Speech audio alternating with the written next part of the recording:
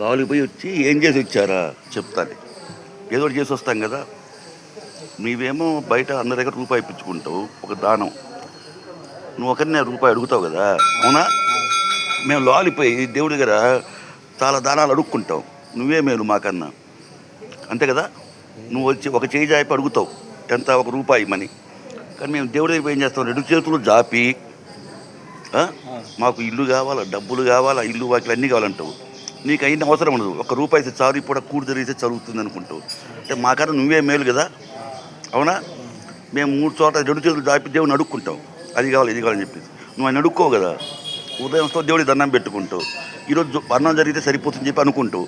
మాకు అట్లా కాదు, మా పిల్లకాయలు, మాకు, మా బంధువులకు అందరికీ కావాలని చెప్పి మేము లోపల నీకని ఎక్కువ అడుక్కుంటాం. మాకన్నా నువ్వే మేలు. ఏం పేరు నీ పేరు? కాశయ్య. సరే, మంచోడి కాశయ్య. సరే, ఏదో తిను.